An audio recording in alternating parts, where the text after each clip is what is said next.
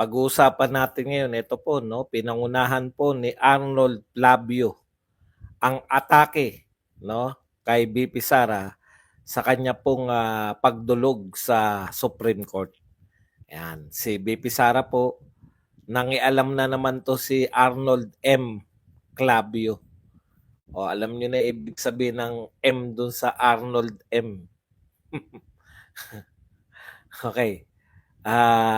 Bakit ano? Ibig pong sabihin, hindi lang po si Arnold Clavio, pati po yung mga congressman ay ano po, no? Bumabanat po dyan sa pagdulog ni BP Sara sa Supreme Court. Pag-usapan din po natin, ito po si Pangulong Marcos, yung kanyang mga followers, yung mga pro-BBM, pro-admin, mapa-vloggers, mapa-supporters.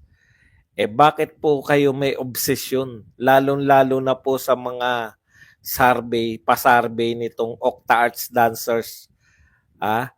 Bakit po kayo obsessed na ibalita? Meron tayong meron tayong tamang hinala tayo riyan kung bakit po sila gustong-gusto nilang binabalita yung to the point na parang may obsession na sila, no? Yan po mga pag-uusapan natin, pero unahin na po natin to, no, yung obsession ng administrasyon. Alam niyo po, obsession ang nakikita ko, no, na mayat-maya tuwing may lalabas na survey, nagkakandara pa sa pagdidiskurso itong mga fans ni BBM, no? Okay. Lalong-lalo na po kung may kinalaman dito sa anong tawag diyan, yung sa Octa Arts. Pag Octa Arts, sigurado na natin pag Octa Arts Dancers ang nag-survey, laging pabor po yan kay BBM. Tignan po natin tong latest, no? Na pabor na survey kay BBM at sila po tuwan-tuwa. Akala mo, bakit nga po pala sila may obsession, no? Ito po. Maingay lang kayo sa social media, puro trolls at AI-generated reacts kasi funded ng China. Pero Marcos pa rin. Marcos pa rin daw po ang nangunguna. Pro-Marcos daw po ay 36%, pro-Duterte naman daw ay 18%. Alam po ninyo, sa totoo lang, ngayon lang po nagkaganyan. Ngayon lang po may nagpa-survey na ikaw ba ay pro-Marcos at pro-Duterte.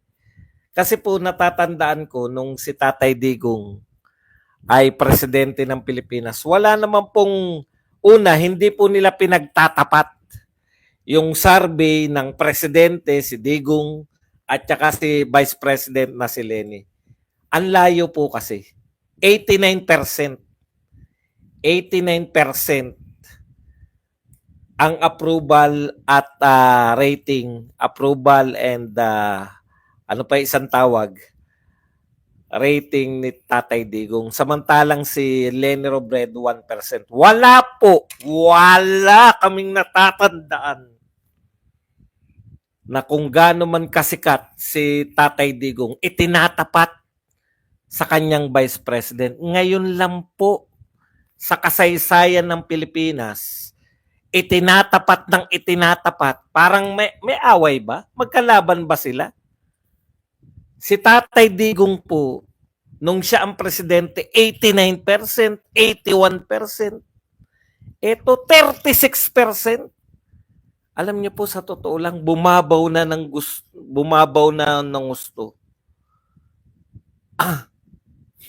No? Bumabaw na ng gusto yung pagdidiscuss po natin ng mga survey. Ano ngayon? Kung mas mataas ka sa mga maka-Duterte. Kumpara mo yung sarili mo sa presidente rin. 36% ka lang. Wala ka pa sa kalahati.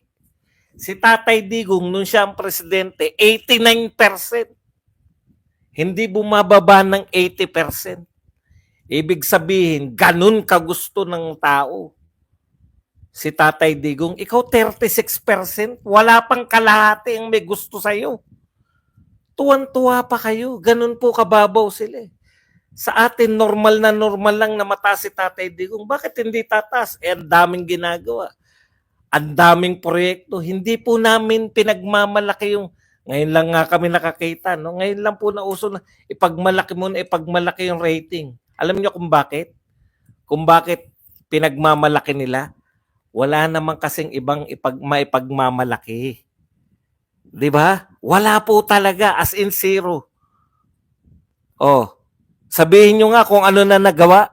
Panay pangarap pa rin, 3 taon na, pangarap pa rin ang gusto. Yan ang katotohanan. Kaya kayo may obsession kasi doon lang kayo nananalo sa tunay na buhay, talunan. Talunan kayo. Wala kayong nagagawa. Wala kayong achievement sa tunay na buhay. May achievement kayo sa Octa Arts Research, Octa Arts Dancers Research. Yan ang katotohanan. Ang tanging achievement nyo, hindi nga po matatawag na mataas. 36%, mataas ba yan? 36%? Never, wala pong magsasabi na mataas yan, pero tuwan-tuwa po sila.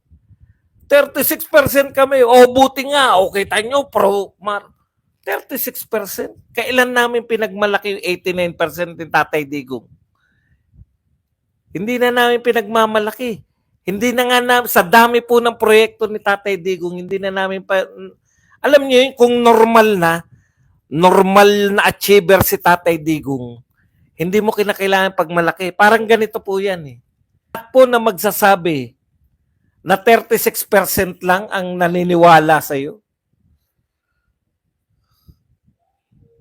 Napakababa nun.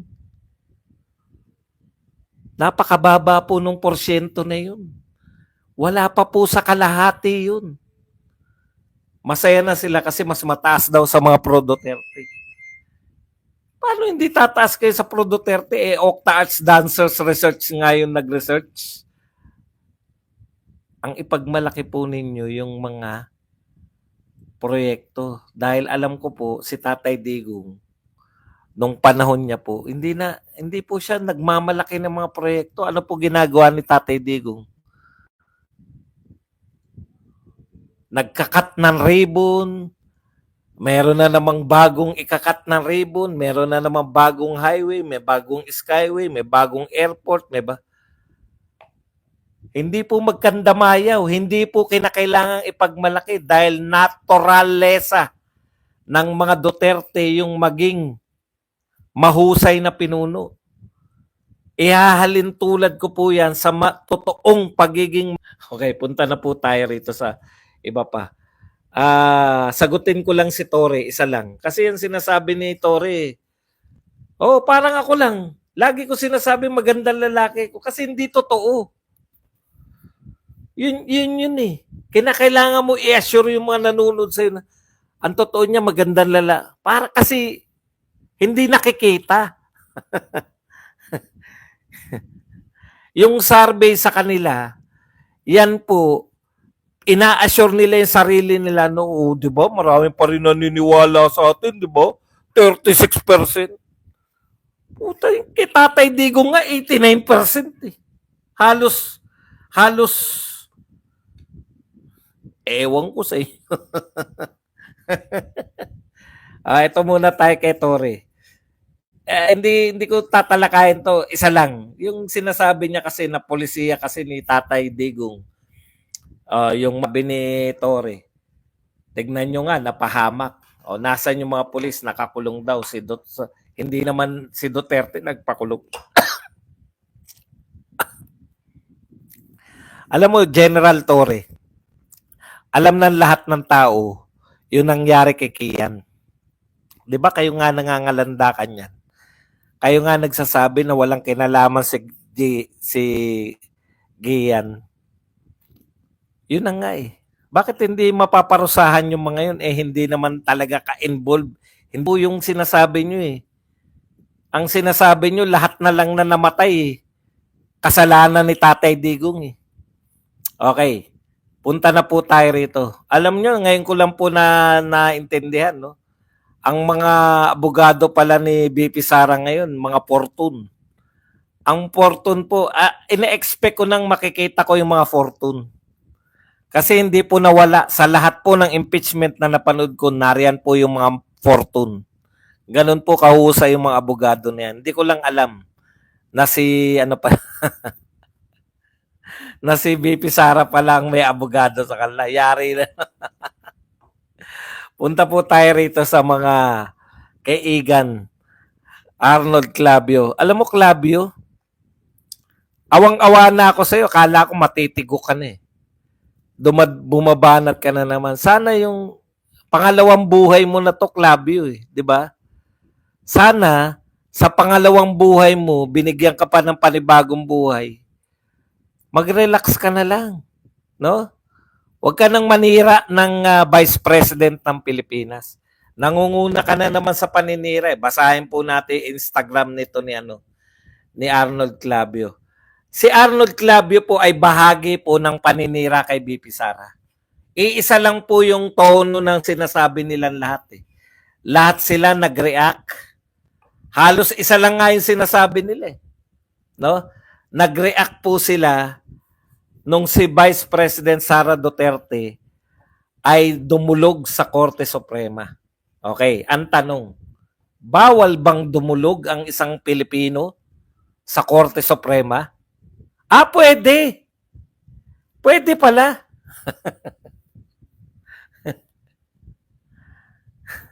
Bakit po kayo nagre-react? Ganito po ang sinasabi nila, no? In general, ang sinasabi nila, kala ko ba mas masakit? Kala ko ba mas masakit yung iwan ng boyfriend kaysa ma-impeach? Bakit ka tumakbo? Bakit ka natatakot sa impeachment?